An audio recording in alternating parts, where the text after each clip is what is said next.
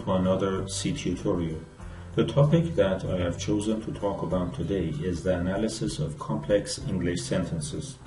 The reason why I have chosen this subject is that many professional English users find it very difficult to understand some complex sentences that they encounter in their textbooks.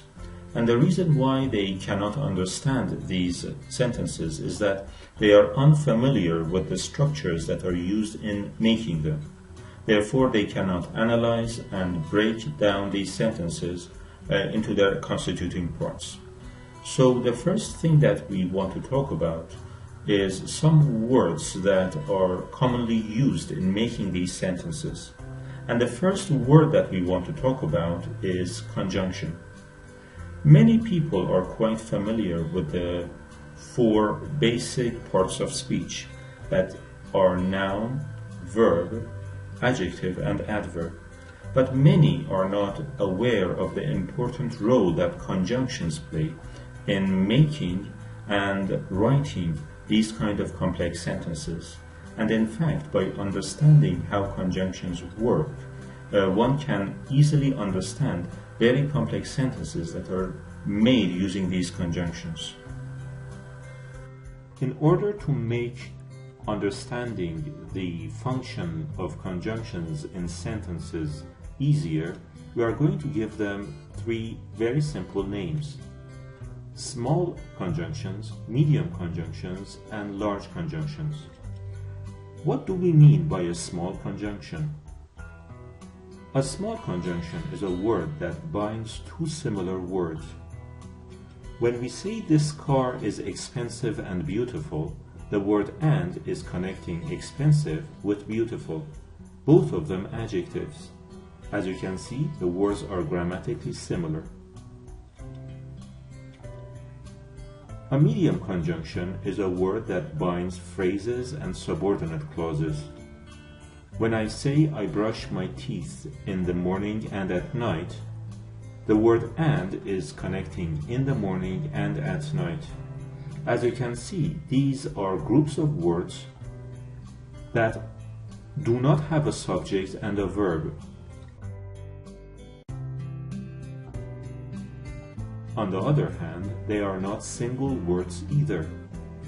In the morning and at night are prepositional phrases. When you look at this sentence, if I get up early and if I work hard, I can finish my work in time. The two structures that are connected by and have subjects and verbs. In the first one, if I get up early, I is the subject and get is the verb. And in the second one, I is the subject again and work is a verb.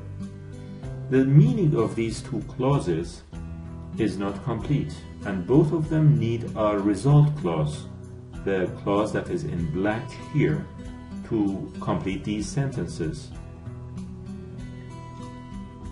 What is a large conjunction? A large conjunction is a conjunction that binds independent clauses. I go to his home and he teaches me math. As you can see, the two structures that are connected by and have complete meanings. They have a subject and a verb, and they do not need any other structure to complete their meaning. In fact, in the case of large conjunctions, we can substitute the conjunction with a full stop. I go to his home, full stop. He teaches me math. Both structures are complete and independent sentences, and substituting the and with a full stop has caused no problem. The next word that we want to talk about is the adverb. Many believe that the adverb does not play an important role in the structure of the sentence in comparison to nouns, verbs, and adjectives.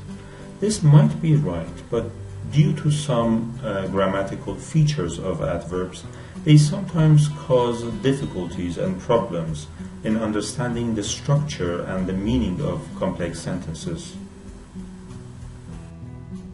So what problems can adverbs cause in understanding complex sentences? Take a look at these three examples. I am usually teaching at 4 o'clock. The man was probably killed by his best friend. I have always loved my brother. When you look at the verbs in these three sentences, you can see that each verb is made of two parts.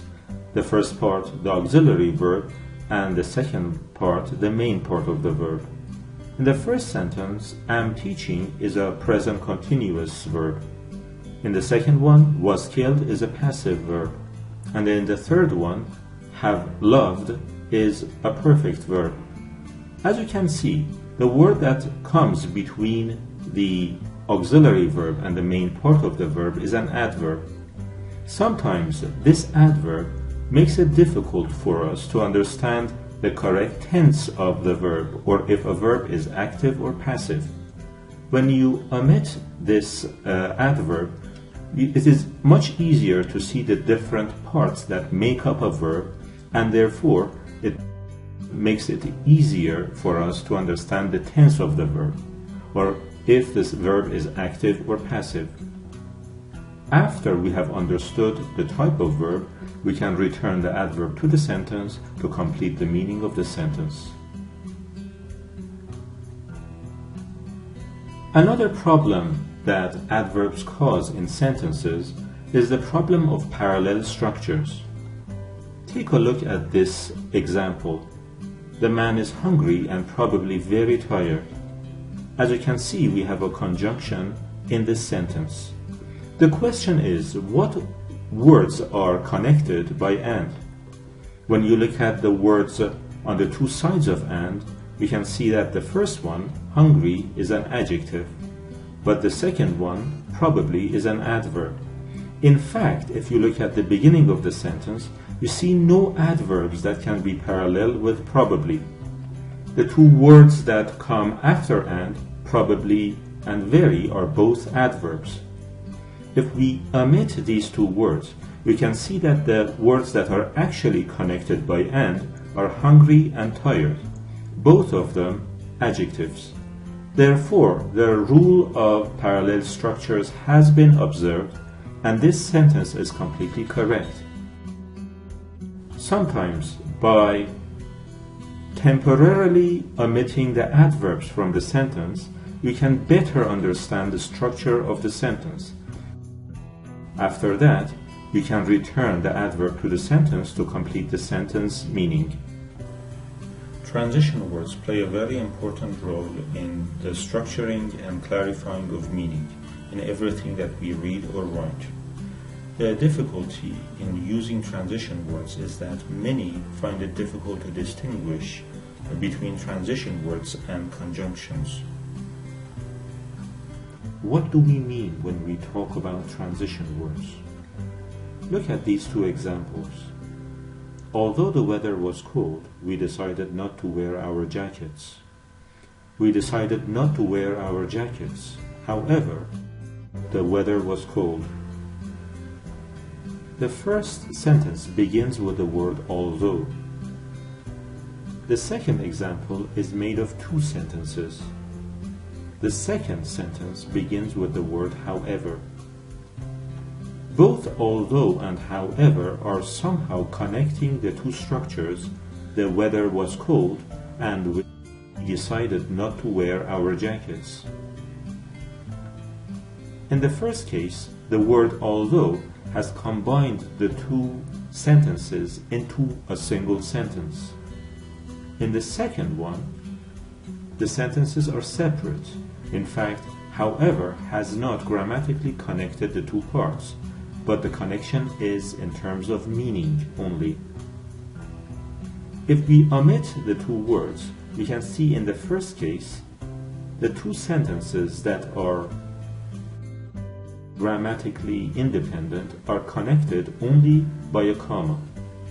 This is a grammatical error and it is called comma splice. In fact, you cannot connect two independent clauses using only a comma. In the second example, because the sentences were already separate, omitting the word however causes no problem. In fact, in the first sentence, because although is a conjunction and not a transition word, you cannot omit it. But in the second example, the word however is a transition word.